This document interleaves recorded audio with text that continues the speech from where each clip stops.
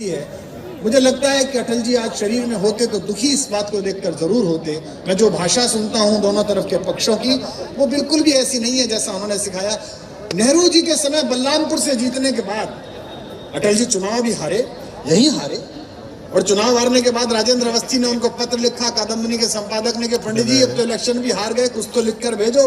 तो अपनी हार पर ही कविता लिखकर भेज दी। चौराहे पर खिंचता चीर, प्यादे से पिट गया वजीर, ये सब लिखकर भेज दिया। तो अपने मान अपमान को भी आनंद का पर्व बना लेने का जो कौशल था वो अटल जी में था। कल मैं लखनऊ में था, वहां माननीय मुख्यमंत्री सामने थे और दोनों उप मुख्यमंत्री। मैंने एक टिप्पणी की थी जो वहां के अखबारों की हेडलाइन बनी।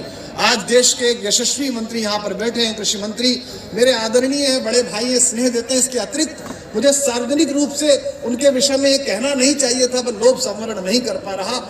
देश के कृषि आंदोलन के समय अगर कोई और मंत्री होता तो निश्चित रूप से कृषि आंदोलन की दिशा बिगड़ सकती थी।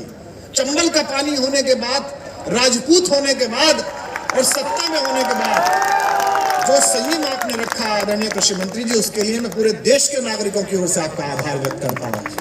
अन्यथा बातचीत में दोनों पक्षों की ओर से, दूसरे पक्ष की ओर से प्रोवोक करने में कोई कमी नहीं थी।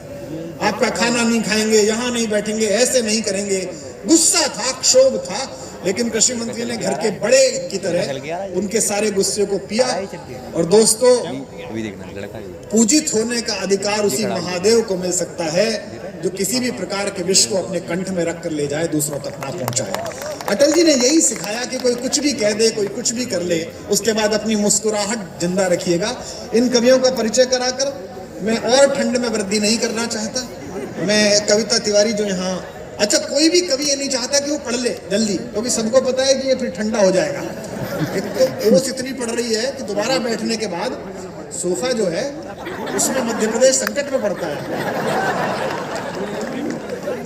रामू शाल भी तुम्हें ऐसे दिए पतले पतले से कि ठंडा सा लाता। एक तो ये भाजपा के लोगों के साथ दिक्कत है कि ये प्रोग्राम जब बुक करते हैं कवि के साथ तो बुकिंग में ही उसका शोषण कर लेते हैं। चाचा जी, राष्ट्र के नाम समर्पित प्रोग्राम है ये, तो राष्ट्र के नाम। अब कल भी मैंने राष्ट्र के नाम प्रोग्राम किया ब्रजेश पाठक का, आज भी राष्ट्र के नाम प्रोग्राम किया, परसों भी। अब मैं लेके गया पेट्रोल पंप पे अपनी गाड़ी, उसने कहा पैसे, मैंने कहा राष्ट्र के नाम भर दे। उसने कहा दिमाग खराब है, पैसे का काम तो पैसे से होगा। मैंने कहा यही बात तो मैं समझा रहा हूँ रामू को, तो बेटे पैसे का काम तो पैसे से होगा। और उसको लग रहा है कि चाचा जी हैं, राष्ट्रवादी आदमी है, बुला लो। तो ठीक है बेटा, हम इसी काम आ रहे हैं। नरेंद्र जी, प्रधानमंत्री जी ने बनारस में हमारी कविता पढ़ी, काशी को लेकर, कंकर कंकर मेरा शंकर, मैं लहर लहर अविनाशी हूँ, मैं काशी हूँ। लोगों ने कहा प्रधानमंत्री आपकी कविता पढ़ रहे हैं। मैंने कहा बहुत धन्यवाद। प्रियंका गांधी जी ने हमारी कविता ट्वीट कर दी किसान आंदोलन में, जो धान की कीमत दे न सका वो जान की कीमत क्या जाने, भगवान का सौदा करता है इंसान की कीमत क्या जाने। ये कांग्रेस बीजेपी वाले दोनों हमारी कविता का इस्तेमाल कर, और जो हमने पार्टी बनाई थी उसने तो कवि का इस्तेमाल कर लिया, और तीनों मिलकर प्रणाम देने को तैयार नहीं। बताओ, आदमी जाड़े में जल समाधि ना ले तो क्या करे बताओ। तो आप सब लोगों के भरोसे है भैया, देखो जितने पीछे लोग आए हैं, लेकिन बहुत अच्छा, मैं इसको बहुत आशीर्वाद देता हूँ। और सबसे बड़ी बात की जो विनम्रता उसके पूज्य पिताजी में है, वही विनम्रता उस बालक में भी है। मैं उसे, उसकी पूरी टीम को बहुत शुभकामनाएं देता हूँ। और आपसे भी अनुरोध करता हूँ कि एक बार दोनों हाथ उठाकर हमारे इस भतीजे के स्नेह के लिए आप एक बार तालियां बजाकर रामू को आशीष दें। तो उसकी जो ये ललक है कि अटल जी को स्मरण किया जाए, कुछ नया किया जाए इस नगर के लिए, वो ललक बनी रहे। आदरणीय सांसद जी भी बैठे हैं। भाजपा में सांसद सबसे पसंद चीज है। ये तो खैर तपस्वी आदमी है, वरना कुछ करना नहीं पड़ता। फोटो लगवा दो मोदी जी का, इधर कमल का फूल, कार्यक्रम समाप्त, आनंद। तो अब देखो, ये कार्यक्रम में भाजपा के नेता बैठे, लेकिन ये कार्यक्रम जनता पार्टी का, यहाँ जनता की बात की जाएगी। इसलिए कोई भी टिप्पणी नागवार गुजरे तो वो संकट में मत आना, है ना। वैसे भी आप कुछ बिगाड़ तो सकते नहीं हमारा, ये कवियों का पेमेंट हो चुका है, इसमें क्या दिक्कत है।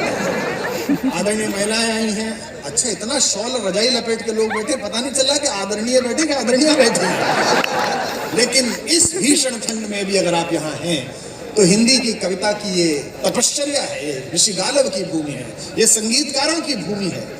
यहाँ तानसेन और बैजू बावरा जैसे स्वर सिद्ध लोगों ने जन्म लिया। ये तपस्वियों की भूमि है बुंदेलखंड, तो पूरा ही इलाका। मैं अपने घर की छोटी बिटिया से, जो हम सबको बहुत प्रिय है, क्योंकि पूजा की थाली में दीप बालने का अधिकार तो बेटियों को ही मिलता है, मैं कविता तिवारी जो लक्ष्मणपुर लखनऊ से आई है उससे अनुरोध करता हूं कि वो शीघ्रता पूर्वक मां का स्तवन करके उन्हें इस मैदान में आमंत्रित करे, जगह आमंत्रित करे उस पुण्य भूमि में जहां अपनी शिराओं में भारत का ज्वार लिए हुए रानी लक्ष्मीबाई ने विधर्मी ताकतों को ललकारा था और शौर्य पराक्रम की एक दीपशिखा स्थापित की थी विश्व इतिहास में, उस ग्वालियर में। मैं कविता से कहता हूं कि वो कविता अपने क्रम में पढ़ेगी।